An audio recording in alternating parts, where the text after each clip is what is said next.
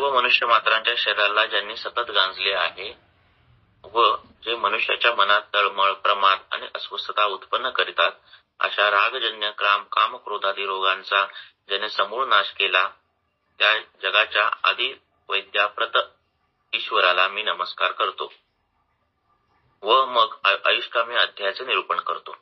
अत्रेय आदी महर्षींनी जे जे सांगितले आहे तेथे येण्याप्रमाणे, की अत्रेयांनी जे सांगितले महर्षांनी ते त्या पद्धतीनेच आता आपण बोलत आहोत. स्वतःच काही नाहीये असं वाघवाट्याकडे म्हणतात. आता लोक जॉईन होतात. आता बाकीचं या श्लोकाचं जे बारकावे आहेत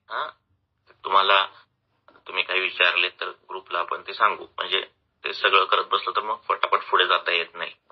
अर्थात काय लिहिलंय, आयुष्कामी अध्याय, आयुष्कामी शब्द कसा बनला, व्याख्यास्या महा, क्रियापद कुठलं आहे ना, इति है ना, ह का म्हटलंय, पादपूर्ती म्हणजे आहे ते अनुकंपायाम सांगितलंय. अनुकंपायाम म्हणजे कृपा करण्यासाठी तो ह शब्दाचा उच्चार शब्द आहे तो लक्षात. नंतर स्मह हा कुठला धातू आहे, बृ धातू आहे ना, त्याचं अनद्यतन भूतकाळ आहे. हे सगळे बारकावे जे आहेत ते आता नको आपण करूया. लक्षात बरोबर आहे ना. नाहीतर काय होईल, एकच पेज आपलं महिनाभर जाईल. त्यामुळे आपण फक्त भाषांतर वाचतोय. महर्षी शब्द कसा आणला, महर्षी हा कसं बनला, हे सगळं बारकावे हे करून. पण ज्याला इंटरेस्ट आहे त्यांनी टीका वाचायची आणि त्यातलं काय कठीण असेल तर ग्रुपला टाकायचं. धर्म, अर्थ, काम, मोक्ष या चतुर्विध पुरुषार्थास साधनीभूत अशा ज्यांना माईक कॅमेरा चालू करायचा त्यांनी कॅमेरा चालू करा, म्हणजे मला दिसेल की काही. पुरुषार्थास साधनीभूत अशा दीर्घ आयुष्य ज्यास आहे असे पाहिजे असेल त्यांनी वैद्यशास्त्र प्रतिपादित गोष्टी जाणण्याविषयी व त्याप्रमाणे वागण्याविषयी फार तत्पर असावे. ब्रह्मदेवाने आयुर्वेद ध्यानात आणून दक्ष प्रजापतीला शिकवला. त्याने तो अश्विनी कुमारास शिकवला. ज्यापासून तो इंद्रास प्राप्त झाला. इंद्राने तो अत्रेय, धन्वंतरी इत्यादी महर्षींना शिकवला. अत्रेयादिकांनी तो अग्निवेश, वेळ इत्यादी ऋषींना शिकवला व अग्निवेशादिकांनी आयुर्वेदावर निरनिराळे ग्रंथ लिहिले. त्यांच्या या अफाट आणि संकीर्ण ग्रंथाचा सारांश काढून फार संक्षिप्त नव्हे व फार विस्तृत नव्हे असा अष्टांगहृदय नावाचा ग्रंथ रचितो. या अष्टांगहृदय ग्रंथाची 8 अंगे ती याप्रमाणे: काय चिकित्सा, बाल चिकित्सा, ग्रह चिकित्सा, ऊर्ध्व चिकित्सा, ऊर्ध्वांग चिकित्सा, शल्य चिकित्सा, दंष्ट्रा चिकित्सा, जरा चिकित्सा, वृष चिकित्सा, वायू, पित्त, कफ, शेती, त्रयोदशा समासता. शरीरामध्ये वायू, पित्त, कफ असे संक्षेप करून 3 दोष आहेत. त्यांचे वृद्धी, क्षयादी प्रकार व संयोग अनेक आहेत, परंतु मुख्य दोष 3च आहेत. रक्त हा एक 4था दोष आहे असे कित्येक प्रतिपादन करतात, परंतु ते बरोबर नाही. कारण रक्त दूष्य आहे. वातादिकां वाचून स्वतंत्रपणे ते दूषित होऊ शकत नाहीत किंवा शरीरात उत्पन्न करू शकत नाहीत. वातादिक स्वतः दोष उत्पन्न करू शकतात, म्हणून दोष ही अन्वर्तक संज्ञा त्यांना लागू होते. दूषयंती दोषः. याचं बारकावे जे श्लोकातले वायू, पित्त, कफ, शेती म्हणजे वात, पित्त, कफ हे 3 आहेत, तरी पण त्यांनी त्रयोदश का लिहिला? मी, तो आणि हा मुलगा असे आम्ही 3 जातोय असं म्हणणं, आम्ही जातोय, कारण 3च असतात. त्यांनी त्रयोदश का म्हटलंय? कारण काही आचार्य जे आहेत ते 4था दोष मानतायत, तर ते मानायचं नाहीये. 3च दोष आहेत हे सांगण्यासाठी, हे प्रतिपादन करण्यासाठी तो त्रय शब्द वापरलाय. हे सगळं टीकेमध्ये आहे. तुम्ही टीका वाचलं की त्याच्यात तुम्हाला कळेल. ओके. दुसरी गोष्ट, दोष ही अन्वयार्थक संज्ञा. अन्वयार्थक म्हणजे ज्याला अर्थ आहे अशी ती संज्ञा आहे. त्यामुळे वायू, पित्त, कफ हे दोष आहेत, कारण ते काय करतात? दुसऱ्यांना दूषण देतात, दुसऱ्यांना दोष निर्माण करतात, म्हणून ते दोष आहेत. त्यांना धातू पण म्हणतात काही ठिकाणी. ते विकृत झाले म्हणजे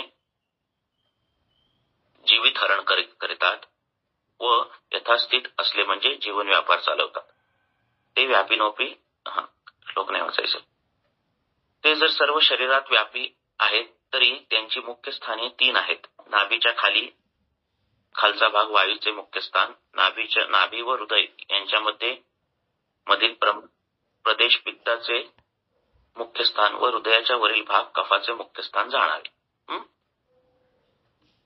वयोरात्री भुक्ताना तेंत मध्याधिका ते वात, पित्त, कफ, वय, अहोरात्र, अन्नाचा परिपाक काल यांच्या अंत्य, मध्य आदी भागांमध्ये अनुक्रमे करून प्रबल असतात. म्हणजे उतार वयात व दिवस, रात्र, परिपाक काली यांच्या शेवटच्या भागात वायूचा जोर असतो. मध्यम वयात व दिवस, रात्र, परिपाक काल यांच्या मध्य भागात पित्ताचा जोर असतो. पूर्व वयात दिवस, रात्र व परिपाक काल यांच्या पूर्व भागात कफाचा जोर असतो. हे सगळं आपण ज्यावेळी पेशंटला विचारतो त्यावेळी हे सगळं वापरता येतं. हे सगळे गोष्टी तुम्हाला दोष कुठला आहे हे काढण्यासाठी वापरता येतं. तुम्हाला दुखतं कधी, सकाळी दुखतं, दुपारी दुखतं. टिपिकली पेशंट म्हणतात की रात्रीच्या मध्य भागात दुखतं, 11-12 नंतर दुखतं आणि 3 नंतर मला झोप लागली असे पण पेशंट म्हणतात आपल्याला. तर हे सगळं 3 नंतर झोप लागली, 3 पर्यंत दुखलं, हे सगळं पित्त दाखवतं. पित्ताचा अनुबंध दाखवतो किंवा पित्ताचं तिथलं इन्व्हॉल्वमेंट दाखवतं. त्या पेशंटला जेवणाच्या आधी दुखतं का, जेवणाच्या मध्ये दुखतं का, जेवल्यावर दुखतं का, दिवसाच्या सुरुवातीला दुखतं का, किंवा काही असेल व्याधी कुठलंही असेल, त्याची लक्षणं कधी होतात, वाढतात, हे विचारणं गरजेचं आहे. त्याच्याने दोष प्रकोप कळतो आपल्याला. वात पित्त कफांच्या योगाने अनुक्रमे करून विषमाग्नी, तीक्ष्णाग्नी, मंदाग्नी यांची उत्पत्ती होते व ते तिन्ही दोष समान असले म्हणजे अग्नीही समच राहतो. त्यांच्या योगाने कोठाही अनुक्रमे क्रूर म्हणजे जड, मृदू म्हणजे हलका, मध्यम असतो व ते तिन्ही समान असले म्हणजे तो मध्यमच, म्हणजे फार जड नव्हे किंवा हलका नव्हे असा असतो. तर मृदू कोष्ठ, मध्यम कोष्ठ आणि क्रूर कोष्ठ असे प्रकार पडतात. मृदू कुठला आहे? तीक्ष्णाग्नी. मृदू कोष्टीचे जे पेशंट असतात ते तुम्हाला बोलतात की दूध पिलं तरी आम्हाला जुलाब लागतात. टिपिकली हे बोलतात गोष्टी, दूध पिलं तरी जुलाब होतात. त्यांना शास्त्रामध्ये काही गोष्टी सांगितल्यात की ह्या गोष्टींनी त्यांना अतिसार लागतो. मृदू गोष्टीच्या त्याच्यात दूध आहे, तुपाने पण जुलाब लागतात त्या पेशंटला. दुधाने लागतात, तुपाने लागतात, आंबट ताकाने लागतात त्यांना जुलाब. म्हणजे वाटीभर आंबट ताक पिलं तरी जुलाब लागतात. आपण म्हणतो अरे ताकाने कसं लागलं, क्रमतू ग्रहणी दोष आहे, ती पण ग्राही लागवत आहे ना, तरी पण आंबट ताक पिलं तरी जुलाब लागतात. किंवा गुळ खाल्ला तरी जुलाब लागतात, किंवा दह्यावरची निवळ पिली तरी जुलाब लागतात. अजून दूध झालं, ताक झालं, तूप झालं, गुळ झाला, गरम पाणी पिलं तरी जुलाब लागतात त्यांना, अशा पेशंटला. तर तो असे सांगतात ते पेशंट, तर ते समजायचा तो काय आहे, मृदू गोष्टी आहे. आणि अजून 2-3 हे आहेत ग्रंथामध्ये दिलेले संग्रहामध्ये. तर अशा काही गोष्टी खाल्ल्या की त्यांना अतिसार होतो. म्हणजे विरेचनामध्ये आलेला आहे ते पॉइंट. गरम पाणी पिलं, दूध पिलं, तूप पिलं, दधीमस्तू, गुळ, बाकीचे काही द्यायचं गरज नाही, एवढं दिलं तरी जुलाब लागतात त्यांना. आणि क्रूर गोष्टी असतो की ज्याला काही दिलं तरी जुलाब लागत नाही. विरेचन करताना असा क्रूर गोष्टी आला काय, तर या क्रूर गोष्टीला विरेचन औषध पण कधी कधी पचून जातं असं सांगितलंय. अत्यंत क्रूर गोष्टी असतो त्याला. तो वाताचा असतो पेशंट, वातदोष प्रबल असतो आणि विरेचन औषध दिलं तर ते पचून जातं. त्यांना सांगितलंय की विरेचन औषध द्यायचं असेल तर आधी निर्व द्यायचा त्या क्रूर गोष्टींना, ग्रंथामध्ये सांगितलेलं आहे. तर विरेचन पचून जातं म्हणून त्यांना आधी निर्व द्यायचा आणि निर्वानंतर काय ते औषध द्यायचं असं सांगितलेलं आहे. आणि अशा क्रूर गोष्टींना रात्री पण बस्ती दिला तरी चालतो. असं एरवी बस्ती न दियम रात्रो न बस्ती प्रदातव्यम असं श्लोक आहे काय, की रात्री बस्ती द्यायचा नसतो. पण ह्या क्रूर पेशंटला रात्री बस्ती दिला तरी चालतो असं सांगितलंय. ज्यांचा अग्नी खूप आहे, जो केवळ वाताचे पेशंट आहेत, ज्यांचा कफ पित्त अतिशय क्षय आहे, हार्टचे पेशंट आणि हे असे क्रूर गोष्टी यांना रात्री पण बसते दिला तरी चालतो असं सांगितलेलं आहे, म्हणजे अनुवासन किंवा काही एरवी बाकीच्या रात्री द्यायचं नाही. तर असं हे पोटाचं. आणि वायू ज्याच्याबरोबर मिक्स होतो, वायू पित्तावर मिक्स झाला की तीक्ष्णाग्नी होतो, वायू कफाबरोबर मिक्स झाला की त्याला स्वतंत्र काय अस्तित्व नाही वायूला, ज्याच्याबरोबर तो मिक्स होईल त्यानुसार तो हे होतो.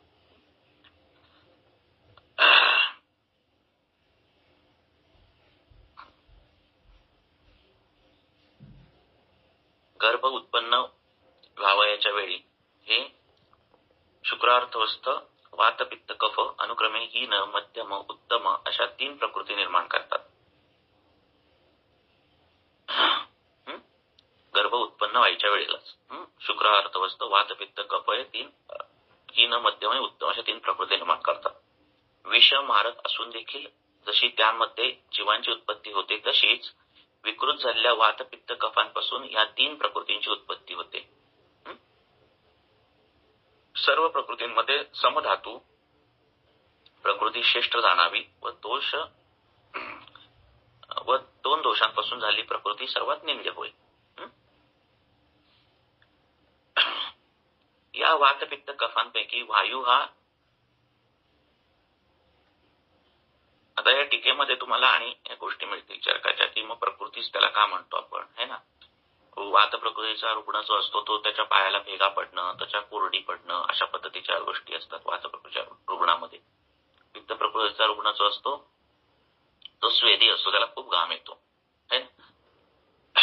आणि कफ प्रकृतीचा रुग्ण जो असतो त्याला तेलकट त्वचा असते त्याची नेहमी, अशा पद्धतीचं वर्णन आहे.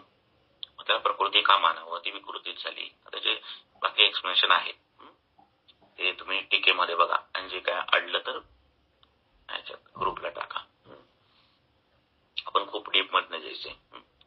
त्या वात पित्त कफांपैकी वायू हा वृक्ष, लघु, शीत, खर, सूक्ष्म व प्रवाही चंचल आहे. पित्त हे किंचित स्निग्ध, तीक्ष्ण, उष्ण, लघु, दुर्गंध, प्रसरणशील आणि द्रव अशा पद्धतीचा आहे. त्याला वास आहे, विस्रगंधी असा वास आहे. कफ हा स्निग्ध, शीत, जड, मंद, चिरकाली किंवा उशिराने क्रिया करणारा, मृदू, चिकट आणि घन आहे. जी त्वचा विकार, जे व्याधी खूप काळ एकाच ठिकाणी असतात तिथे हे गुण सगळे लावायचे दोषांचे. पटकन पसरणारी व्याधी जी आहे अशुकारिता ही वाताने पित्ताने येते. पटकन पाक होणारी व्याधी, पाक जे होते त्वचा विकार ते पित्ताने होतं. आणि एकाच ठिकाणी खूप काळ तिथंच व्याधी आहे तशाच पद्धतीचं आहे, हलत नाही, अशा पद्धतीचं जडत्व, स्थिरत्व जे आहे ते कफाने होतं. वात पित्त कफांपैकी कोणत्याही दोषांचा क्षय किंवा कोप झाला असता त्याचा संसर्ग होतो आणि सर्वांचा क्षय किंवा कोप झाला असता त्याला सन्निपात म्हणतात. एकाच वेळी झालं पाहिजे, वाताचा पित्ताचा एकाच वेळी क्षय झाला पाहिजे किंवा एकाच वेळी कोप झाला पाहिजे. असं झाला तर तो संसर्ग आहे. पहिला वाताचा झाला नंतर पित्ताचा झाला तर ते मग स्वतंत्र परतंत्रामध्ये जातं किंवा अनुबंधामध्ये जाते. पण एकत्र झाला, वाताची पण कारण आहेत, पित्ताची पण कारण आहेत, आणि एकत्र त्यांचा प्रकोप झाला, एकत्र त्यांचा क्षय झाला असं असेल किंवा वात कफ किंवा बाकी त्या दोघांचा, तर त्याला संसर्ग म्हणतात. आणि बाकीच्यांना सन्निपात म्हणतात. सन्निपात एक अवस्था ही कष्टसाध्य, असाध्य अशा पद्धतीची असते, कारण तिघांचाही क्षय किंवा तिघांचाही कोप झालेला असतो म्हणून. रस, रक्त, मांसमेध, अस्थि, मज्जा, शुक्र हे 7 धातू होत व त्यांनाच दुष्य अशी संज्ञा आहे. मूत्र, पुरुष, स्वेद इत्यादिकांना मल अशी संज्ञा आहे व तेही दुष्यच होत.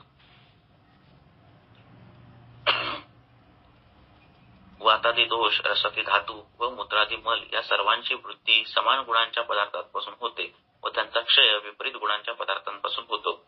हे समान आणि विपरीत पदार्थ 3 प्रकारचे असू शकतात.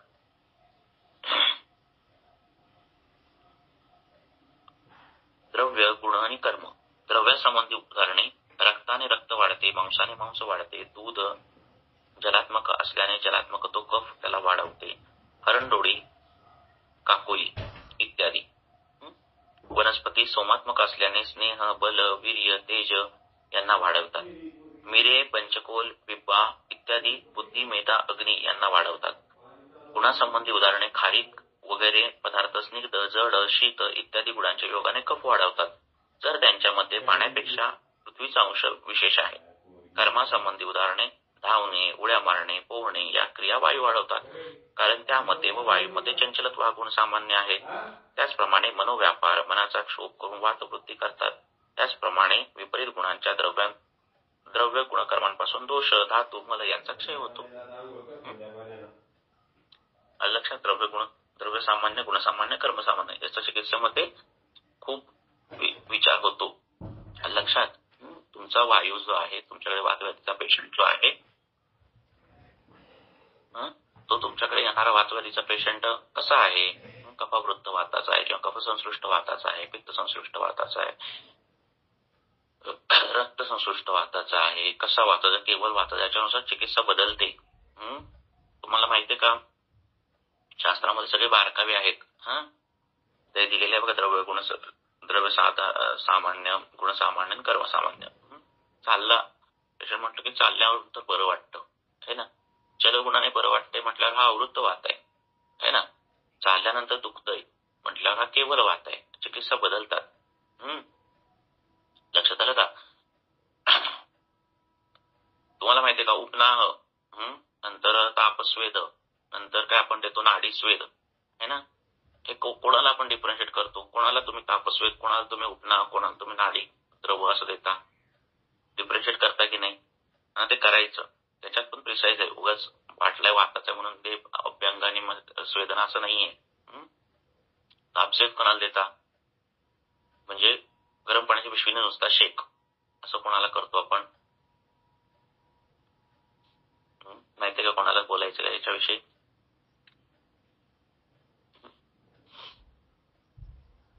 तर ज्याच्यामध्ये कफ प्राधान्य आहे, त्या वातव्याधीमध्ये कफ प्राधान्यता आहे, त्याच्यामध्ये आपण काय करतो, ज्याच्यामध्ये स्तंभ, गुरुता, जाड्यता है ना, स्थिर गुणाची जी लक्षणं आहेत, त्याच्यामध्ये आपण काय करतो की नुसतं स्वेदन करायचं, किंवा स्वेदन करण्यापेक्षा प्रिसाईज म्हटलं तर तापस्वेद द्यायचा. म्हणजे हॉट बॅग आहे ती त्यांनी शेकायचं. ज्याच्यामध्ये तापस्वेद झाला, ज्याच्यामध्ये केवळ वात आहे, की पेशंट म्हणतो की चालल्यानंतर दुखतं, लंघन केल्यानंतर दुखतं, असे जे प्रकरण आहेत, काम केले की दुखतं, एका जागी बसले की त्रास होतो, असे जे प्रकरण आहेत, तो पेशंट उपनाहाचा पेशंट आहे. लक्षात घ्या, बारकावे आहेत, तो पेशंट उपनाहाचा पेशंट आहे. केवळ वातामध्ये उपनाह दिला जातो. लक्षात, चालल्यानंतर दुखतं, खेळल्यानंतर दुखतं, कुठली क्रिया केल्यानंतर दुखतं, हा उपनाहाचा पेशंट आहे. आणि ज्या पेशंटमध्ये ह्या सगळ्या गोष्टी आहेतच, की हे केल्यानंतर दुखतं, ते केल्यानंतर, त्याच्यामध्ये अल्प पित्तानुबंध आहे, त्याच्यामध्ये अल्प पित्तानुबंध आहे, कमी का होईना पण पित्ताची इन्व्हॉल्वमेंट आहे, अशा पेशंटला द्रवस्वेद आहे, अशा पेशंटला नाडीस्वेद आहे. आपण सगळं सगळ्यांना देतो ती भाग वेगळा, पण प्रिसाईज आयुर्वेदामध्ये दिलेला आहे, वर्णित आहे. त्यामुळे केवळ वात असेल, ज्याच्यामध्ये पित्ताचा संसर्ग नाही, कफाचा संसर्ग नाही, केवळ वाताचा पेशंट असेल तर उपनाह स्वेद आहे त्याला, स्थिर गुणाचा उपनाह. कफसंसृष्ट असेल तर काय, तापस्वेद आहे. तापस्वेद, उष्मास्वेद म्हणजे गरम येणे शेकणं, तव्यावर फडकं घेणं आणि शेकणं, हॉटबॅगने शेकणं, हे सगळं प्रकरण येतं कफसंसृष्टामध्ये. आणि पित्तानुबंध असेल तर द्रवस्वेद. त्यामुळे उठसूट सगळ्यांना नाडीस्वेद दिलं किंवा उठसूट सगळ्यांना तेल दिलं लावायला आणि बरं वाटतं, पण ती प्रिसाईज ट्रीटमेंट होत नाही. कळलं का? आहेत ना बारकावे? येतोय आवाज माझा? येतोय ना आवाज? हो सर, येतो. हा सर, येतोय. तर या बारीक गोष्टी आहेत, म्हणून आपण हे वाचतोय. का वाचतोय? कारण ह्याच्यात बरोबरीने हे होतंय सगळं, सांगता येते काय काय विशिष्ट मुद्दे. त्यामुळे आता इथून पुढे आला पेशंट तुमच्याकडे तर केवळ वाताचा आहे का, कफसंसृष्ट वाताचा आहे का, आणि किंचित पित्तानुबंध आहे का. जास्त पित्तानुबंध असेल तर स्वेदनच द्यायचं नाहीये. पण अल्प पित्तानुबंध असेल, कफसंसृष्ट वात आणि अल्प पित्तानुबंध असं असेल, अल्प पित्त संसृष्ट असं असेल तर द्रवस्वेद. केवळ वात असेल तर उपनास्वेद, आणि कफावृत्त वात असेल किंवा कफसंसृष्ट वात असेल तर त्याच्यामध्ये स्तंभ आहेत तर. त्यामुळे पेशंट म्हणतो मला स्तंभ आहे, पेशंट म्हणतो मला स्टिफनेस आहे, आणि आपण म्हटलं हे घे तेल आणि लाव आणि शेक, ही रॉंग ट्रीटमेंट होती. ओके, तिथं तुम्ही कोरडा शेकच दिला पाहिजे. आमवाताच्या पेशंटला आपण वाळूका स्वेत का देतो, कारण त्याचं कारण तसं आहे ना. असं आमवाताचा पेशंट ज्यावेळी लेट येतो तुमच्याकडे आणि त्यावेळी स्तंभादी लक्षण नसतं आणि शूलादी लक्षण असतात, त्यावेळी जे आहे ते तुम्ही दुसरे स्वेत द्या तुम्ही, मग काय वाळू स्वेत द्यायची गरज नाही. कफसंश्लिष्ट वात जर नसेल आणि केवळ वात असेल आणि तुम्ही तापस्वेत दिला तर परत वृक्षतेने वात वाढतो, उष्णतेने उपक्षय मिळतो, पण परत वात वाढतो, कारण कफक्षय होतो ना तिथला. त्यामुळे कुठे तापस्वेत द्यायचा, उष्मस्वेत कुठे द्यायचा, वाळुका स्वेत कुठे द्यायचा, नाडी स्वेत कुठे द्यायचा. आला पेशंट नाडी स्वेत देतात लोक, असं नाही करायचं. आपल्याला पित्त संश्लिष्ट असेल अल्प तरच तो प्रकरण करायचं. तसंच आहे, मांसाने मांस वाढतंय, कशाने काय वाढतं ते दिलेलं आहे सगळं.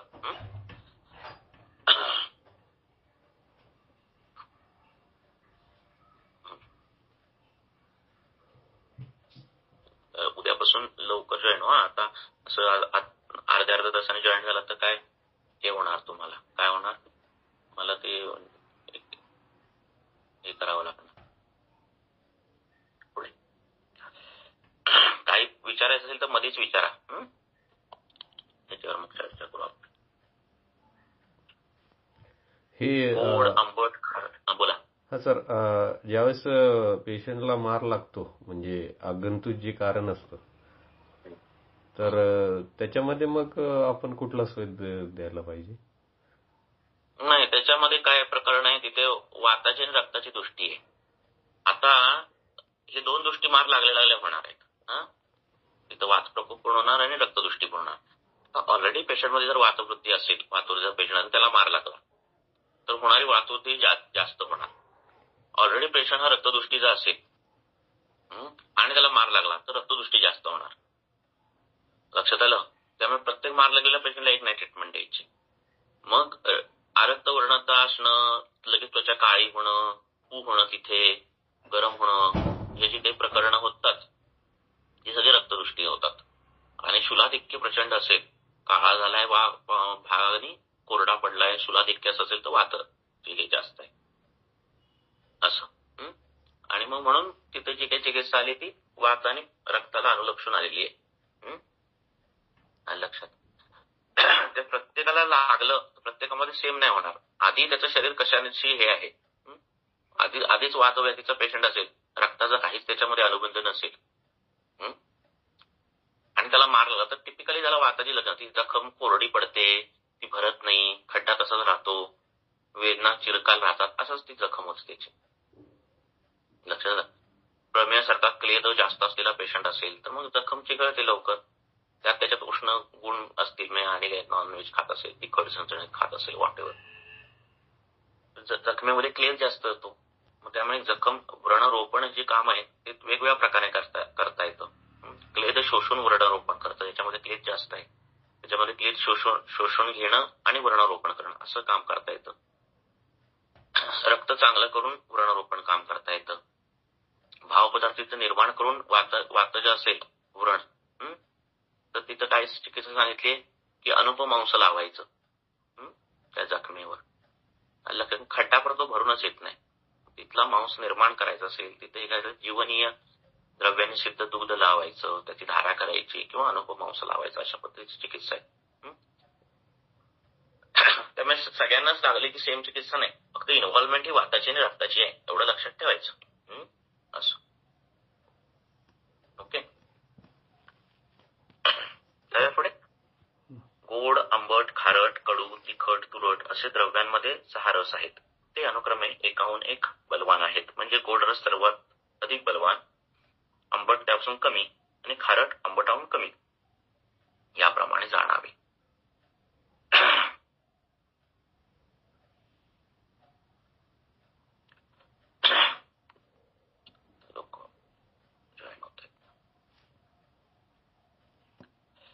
त्यापैकी पहिले 3 रस गोड, आंबट, खारट वायूचा नाश करतात. बाकीचे 3 हे सगळे श्लोक आहेत ना सूत्रस्थानातले, मला वाटलं आज 2-3 अध्याय होते पण नाही होत आहेत मराठी वाचून पण.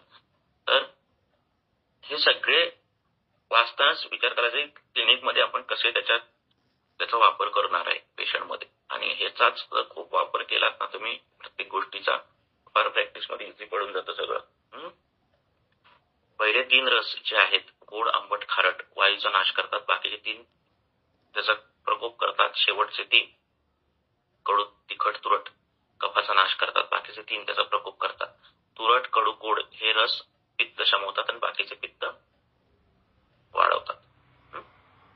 हे माहिती आहे तुम्हाला.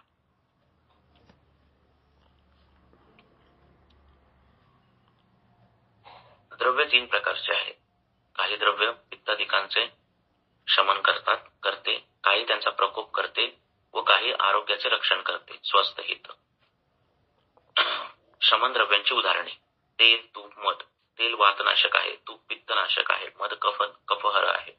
कोपन द्रव्यांची उदाहरणे: उडीद, मासे, मुळा, मोहरी, दही इत्यादी स्वस्थ द्रव्यांची हे कोपन द्रव्य. आणि स्वस्त हित द्रव्यांची उदाहरणे: साठे चाळीचा तांदूळ, जव, गहू, ससा, हरिण इत्यादिकांचे मांस, हरणडोळी, पावसाचे पाणी, दूध इत्यादी.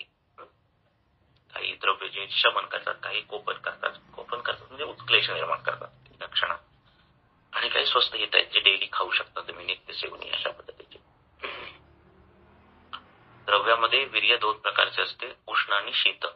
ज्यामध्ये उष्ण गुण फार असतो त्यास उष्णवीर्य म्हणतात. ज्यात शीत गुणाचे प्राबल्य असते त्यास शीतवीर्य म्हणतात.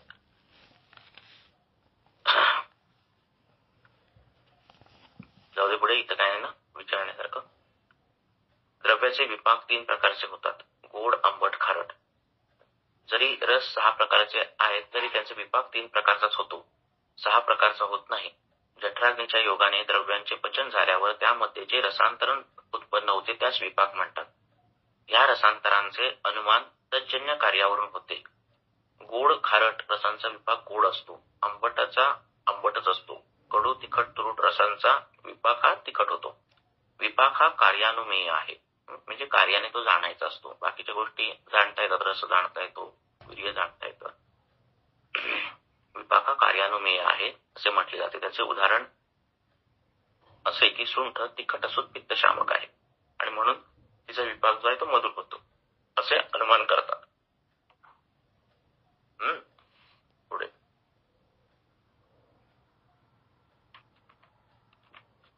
जड, मंद, स्निग्ध, थंड, स्निग्ध, गुळगुळीत, दाट, मऊ, घन, सूक्ष्म, विशद हे 10 आणि यांच्या उलट 10 याप्रमाणे द्रव्यांमध्ये 20 गुण आहेत.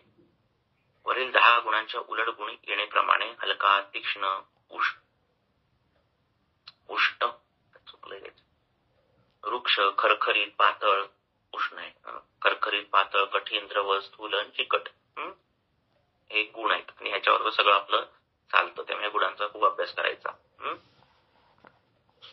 प्रत्येक गुण काय काय करतो ते टीकेमध्ये दिलेलं आहे. गुरु काय करतो, मंद काय करतो, हिम काय करतो, स्निग्ध काय करतो, श्लक्ष्ण काय करतो, सांद्र काय करतो, मृदू काय करतो. ज्यावेळी एक्सरे मध्ये तुम्ही ते बघता की दोन्ही बोनचे सरफेस जे आहेत ते एरोडेड झालेले आहेत ना, श्लक्ष्ण गुण कमी झालेला आहे असं त्याचा अर्थ आहे. श्लक्ष्ण गुण कमी झालेला आहे तर त्याच्या विपरीत गुण तिथे द्यायचा असं त्याचा अर्थ आहे. असं करायचं.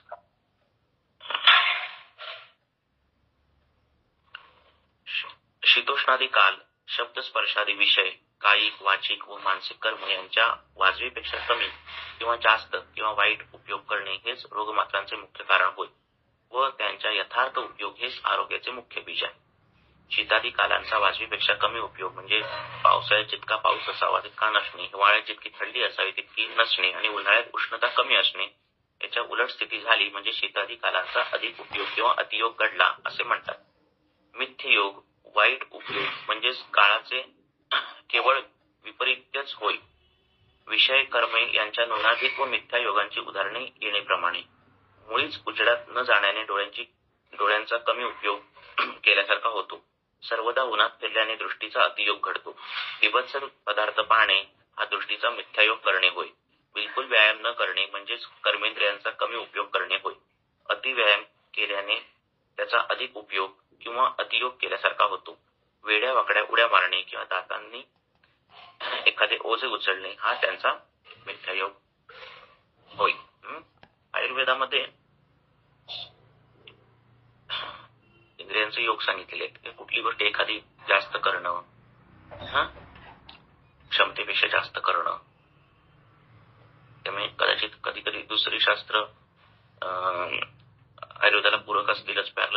तसं काही नाही.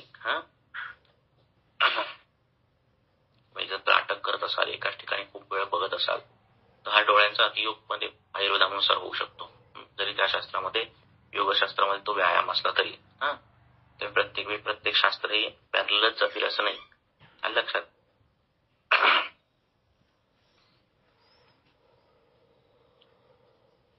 रोगस् दोष वैषम्यम दोष साम्यम अरोगता. वातादी दोषांची जी स्थिती त्याचेच नाव रोग, त्याची जी समान स्थिती आहे तेच आरोग्य. निजागंतू विभागाने रोग दोन प्रकारचे असतात, निज आणि आगंतू. वातादी दोषांपासून जे रोग उत्पन्न होतात त्यास निज आणि बाह्य कारणापासून होतात त्यास आगंतू म्हणतात. या दोहोंमध्ये भेद इतकाच की निजामध्ये पहिल्याने वातादी दोष प्रकोपित होतात व मग ते रोग उत्पन्न करतात, आणि आगंतू रोग पहिल्यानेच बाह्य कारणांपासून उत्पन्न होतात, मग वातादी दोषांचा प्रकोप त्याच्यात घडतो. जसं सांगितलं आपण लागल्यावर काय होतं. तर आधी तुमची शरीर कसं आहे, होस्ट सेल कशी आहे तुमची, त्याच्यावर सगळं डिपेंड आहे. झालेली जखम जी आहे ती पू होणार का, झालेली जखम आहे ती कोरडी होऊन ठसठसणार का, जास्त झालेली जखम आहे त्यातून स्त्राव येणार का, हे तुमच्या शरीरावर आधीच अवलंबून आहे, तुमचं शरीर कसं आहे.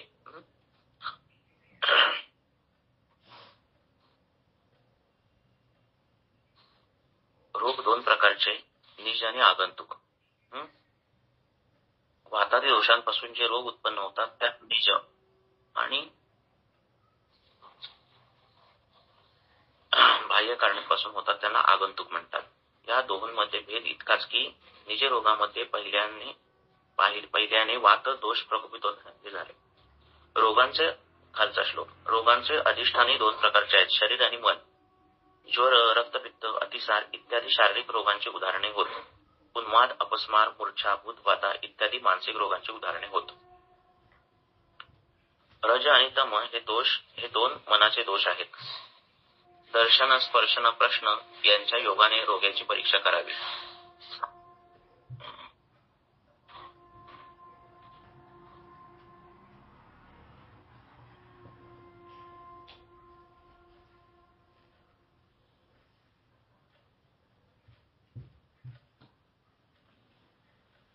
दर्शन, स्पर्शन, प्रश्न यांच्या योगाने रोगाची परीक्षा करावी. खोकला, मेह इत्यादी रोगांमध्ये मल, मूत्र, कफ, वांती इत्यादिकांचा वर्ण, आकार, प्रमाण वगैरेचे ज्ञान दर्शवते. दर्शनाने आपण बघतो की नाही, सामपित्त पण कळतं है ना, हिरवं असेल, हरित दुर्गंधम हरितम शावम है ना, अशा पद्धतीचं पित्त पडतंय, हिरवं पित्त रोज पडतंय, तर ते सामपित्त सांगितलंय. त्यात काही दर्शनाने पण गोष्टी कळतात. ज्वर, गुल्म, विद्रली इत्यादी रोगांमध्ये उष्णता, काठिण्य, घनत्व, द्रवत्व इत्यादिकांचे ज्ञान स्पर्श करून होते. क्षुधा, तृष्णा, मळमळ, वेदना, कोठ्याचा जडपणा, हलकेपणा, जन्मापासून जे जे रोग झाले आहेत ते इत्यादी गोष्टींची माहिती रोग्यास प्रश्न करूनच मिळवली पाहिजे. एका वैद्याने ते हे पाठवलेली केस, त्याच्यात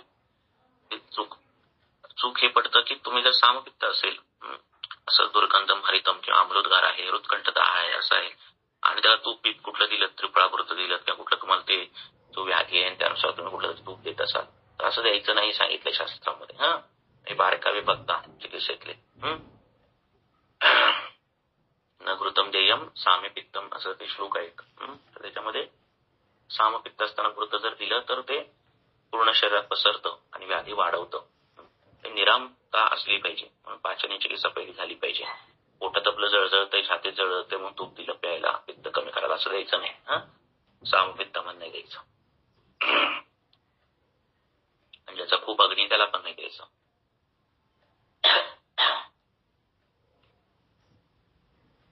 रोग, पुरुरूप, लक्षणे, उपशय, संप्राप्त्या या 5 साधनांनी रोगाची परीक्षा करावी.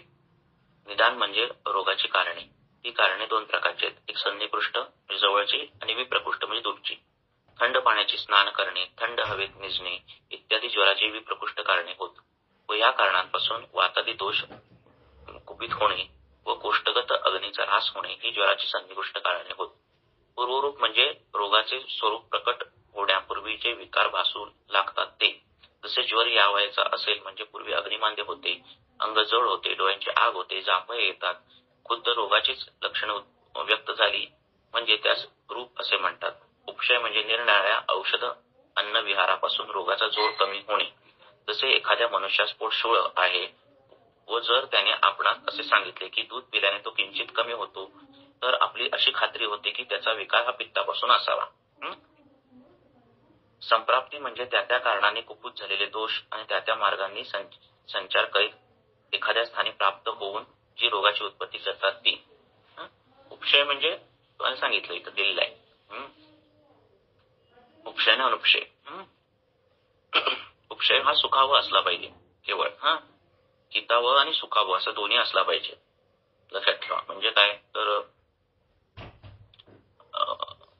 पित्ताचा पेशंट म्हटला की मला दूध पिल्यावर बरं वाटतंय है ना, पण दूध पिल्यावर बरं वाटतंय ही गोष्ट चांगली आहे. याचा अर्थ शीतगुणाने त्याचा शम होतोय एवढं आपल्याला कळतंय. म्हणजे चिकित्सा ही शीतगुणाची असली पाहिजे. पण म्हणून दूध पी असं झाल्यावर हे सांगणं चुकीचं आहे. कारण आमभूत गोष्ट असेल तरी दूध हे विषासमान असतं. त्यामुळे तो जरी त्याला बरं वाटलं आज दूध पिल्यावर तरी दुसऱ्या दिवशी किंवा नंतर त्याला त्रासच होत असतो. त्यामुळे तो हितकर नाहीये तो उपशय, सुखकर आहे. लक्षात ठेवा. तो उपशय हा दोन्ही असला पाहिजे. पेशंट म्हटलं की मला दारू पिल्यावर बरं वाटतंय. दारू पिल्यावर बरं वाटतंय म्हणजे याचा अर्थ की त्याला स्ट्रेस आहे. त्याला जी काही औषध द्यायची त्याच्यात हा विचार झाला पाहिजे की त्याचा स्ट्रेस कमी होईल, चंचलता, तीक्ष्णता, उष्णता कमी होईल, हे झालं पाहिजे. पण म्हणून ते रेग्युलर तू पी हे म्हणणं म्हणजे तो अहितकर आहे. लक्षात. त्यामुळे ते दोन्ही असलं पाहिजे. पेशंट म्हटलं की मला स्वेटर घातल्यावर बरं वाटतंय, हा म्हटल्यावर हा संचित वाचाचा पेशंट आहे. पण ठीक आहे, तुम्ही रोज स्वेटर घालू शकता. हा जो उपशय आहे तो सुखावा पण आहे आणि हितकर पण आहे. लक्षात येतंय. त्यामुळे तो ऍटलिस्ट सुखावा असल्यावर आपल्याला कळतोय की ह्या गुणाने त्याला उपशय मिळतोय म्हणजे त्या गुणांची चिकित्सा झाली पाहिजे. आणि ज्या गुणाने अनुपशय मिळतोय ते हेतू असतात. ते त्या पद्धतीचे हेतू असतात. एखादी गोष्ट खाल्ल्यावर पेशंट म्हणतो मला तेलकट खाल्ल्यावर त्रास होतोय म्हटल्यावर तेलकट उष्ण असे काहीतरी हेतू असतात त्याचे. त्यामुळे उपशय असा दोन्ही बघायचा. हितकर पण पाहिजे, सुखावा तर असतोच तो उपशय. पण तो हितकर असेल तर कंटिन्यू करा म्हणायचं. हितकर नसेल तर तो बंद करा म्हणायचं. लक्षात. तर आपण काय होणार, दूध पिल्यावर बरं वाटतं प्या दूध असं म्हटलं तर ते रॉंग आहे. ठीक आहे. अशा पद्धतीचं काही म्हणतात ना ऍसिड की मग सोडा पिल्यावर मला बरं वाटतं, मग प्या सोडा असं म्हणणं चुकीचं आहे. अशा पद्धतीचं.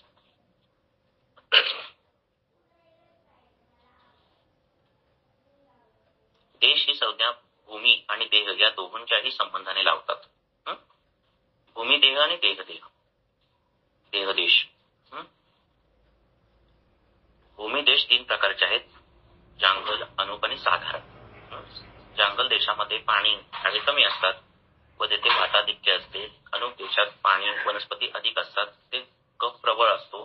साधारण देशामध्ये पाणी वनस्पती मध्यम प्रमाणात असून तिन्ही दोष समान असतात. आता हे देश जे आहेत ते आणि तुम्ही वाचलेत ह्याच्यामध्ये टीकेमध्ये तर तुम्हाला खूप माहिती कळेल.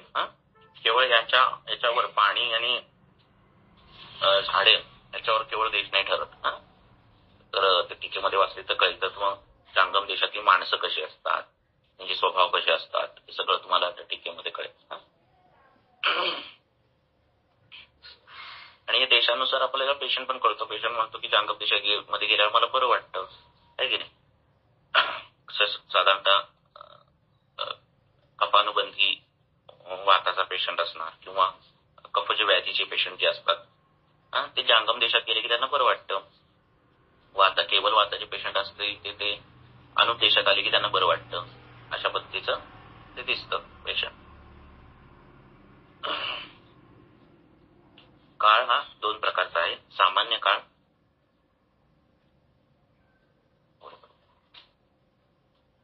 काळ, ज्याचे क्षण, पल, घटिका, दिवस, महिना इत्यादी भाग कल्पितात व रोगांची निर्णय अवस्था औषध लागू पडण्यास हे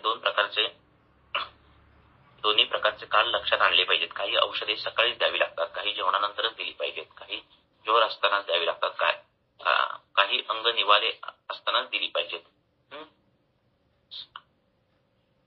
सामान्य काळ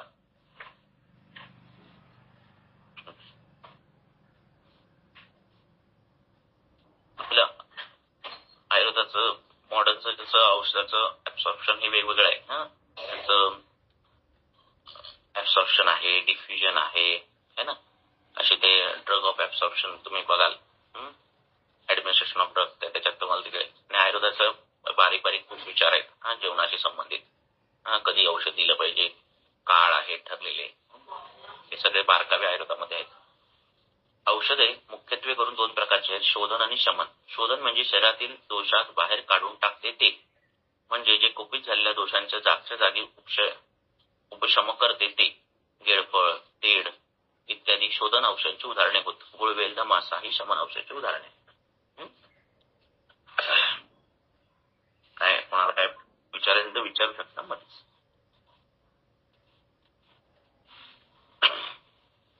शोधन औषधामध्ये त्या औषधाचं स्वतःच एक वीर्यच असतं, स्वतःची एक ताकद असते की ते शोधन करू शकतात. त्याच्याने शोधन का होतं, मदन फळाने शोधनच का होतं, वमनच का होतं, है ना, त्रिवृत्ताने विरेचनच का होतं, ते त्या स्वतःच्या औषधाचं एक वीर्यत्व आहे. त्याला द्रव्य स्वभाव हेच उत्तर असतं. एखाद्या औषधाने हेच का होतं. आपण रसगुण, विरविपाक, प्रभाव या गोष्टींमुळे आपल्याला 30-40% औषधाची माहिती होते कुठल्याही द्रव्याची. बाकीची 50-60% औषधाची माहिती होत नाही, पण त्या 30-40% आपला व्यवहार चालतो. लक्षात, एवढी माहिती झाल्यावर आपण बाकीचे 60% काय असू शकतात याचे आपण जजमेंट करू शकतो. लक्षात. पण त्या 30-40% म्हणजे रसगुण, विरविपाक या गोष्टी जाणल्या की आपल्याला व्यवहार करता येतो, चिकित्सा देता येते, आणि त्या रसगुण विरविपाकच्या आधारावर बाकीच्या 60% जजमेंट करता येते. पण प्रत्येक वेळी तसंच होईल असं नाही. त्यावेळी तुम्ही ज्यावेळी चिकित्सास्थान वाचता, त्यावेळी कल्प वाचता, त्यावेळी तुम्हाला असं कळेल की एखाद्या अध्यायामध्ये अतिसार असेल आणि त्याच्या कल्पांमध्ये असं औषध असेल की त्याच्याने जुलाब लागतात, है ना. कुष्ठाचा अध्याय असेल, मग कल्प असा असेल की अशी काही औषध असतील की त्याने कुष्ठ निर्माण होतो, अशी औषध असतील. त्यामुळे एखादं द्रव्य जाणायचं असेल तर फक्त द्रव्यगुणशास्त्र वाचलं असतं तर मग प्रॅक्टिस करता आली असते, पण तसं नाही येत करता. जजमेंट येते, प्रॅक्टिस नाही करता येत. त्यामुळे चिकित्सकाने वाचावंच लागतं. द्रव्यांचे संयोग कसे केले गेले त्यांचा अभ्यास करावाच लागतो. आणि मग 2 द्रव्य 3 द्रव्य एकत्र आल्यावर रसगुण विरविपाक पण एकत्र येणारच आहे. राहिलेला जो 60% विषय तो पण एकत्र येतो, आणि मग त्याच्यामुळे तो द्रव्याचा संयोग आहे ते वेगळंच काम काहीतरी करतं, जे कधी कधी अपेक्षित नसतं. अशी कामं 2 द्रव्य मिळून करतात, है की नाही. अशी किती उदाहरणं तुम्हाला शास्त्रामध्ये मिळते. आणि त्यामुळे म्हटले की मुनरेव जानाति द्रव्य संयोग फल. 2 द्रव्य 3 द्रव्य एकत्र आल्यावर काय फल मिळणार हे सर्वसामान्य माणसाला कळू शकत नाही, म्हणून आपण डायरेक्ट कल्प वापरायचे त्या अवस्थेनुसार. पण समान प्रत्ययरत्वाचे जे द्रव्य आहेत ते एकत्र आल्यावर आपल्याला जजमेंट येते की काय करणार. म्हणजे शतावरी असेल, विदारी असेल, अश्वगंधा असेल, किंवा असे काही कल्प असतील, कवचपी असेल, ते एकत्र आल्यावर शुक्रवर्धन करतील, बृहण करतील, याची आपण जजमेंट करू शकतो. पण विचित्र प्रत्यारब्धता असलेले 2-3 द्रव्य स्वतःच्या डोक्याने त्याचा संयोग केला तर कळू नाही शकत की ते काय करू शकतील. म्हणजे हिरडा घेतला, त्याच्यात शतावरी टाकली, त्याच्यात पिंपळी टाकली, त्याच्यात कवचबीज टाकलं, त्याच्यात मिश्रया टाकली, त्याच्यात दशमूळ टाकलं, असं काहीतरी गोंधळ केला की नेमकं होणारी गोष्ट आहे ती काय होईल हे सांगता येत नाही. ती चांगली पण होईल, वाईट पण होईल, काय सांगता येत नाही. ते काय होईल त्याचं पण शास्त्राने कॅल्क्युलेशन दिलेलं आहे की त्याचं रस, गुण, वीर्य, विपाक तुल्य बळाचे असतील तर कोण कोणावर हे निर्माण करेल, ताकद निर्माण करेल, त्याच्या पण गोष्टी दिलेल्या आहेत.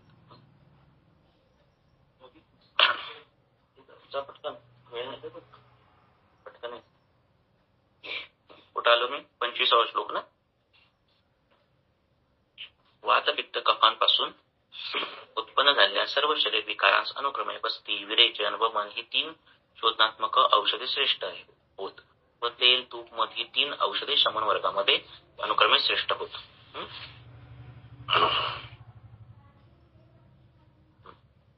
सर्व मनोविकारांवर सुविचार किंवा निश्चय, धैर्य, आत्मज्ञान वगैरे उत्तम उपाय जाणवतील.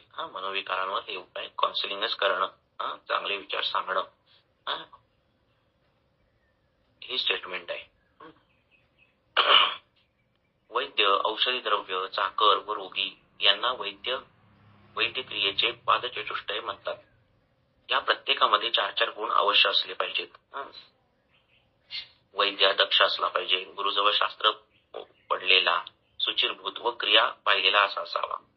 औषध कसं असावं? औषध हे बहुकल्पम असावं, म्हणजे चूर्ण, क्वाथ, गुटिका अनेक रूपांतराने देण्याजोगे असले पाहिजे. बहुगुण असले पाहिजे, संपन्न असले पाहिजे. त्याच्या टिकावाचा खूप सुंदर टीका आहे. संपन्न असले पाहिजेत. रोग्यांच्या त्या स्थितीला योग्य या 4 गुणांनी युक्त असले पाहिजेत. चाकर इमानी, सुचिरभूत, दक्ष आणि बुद्धिमान असावा. कोण? परिचारक जो आहे तो.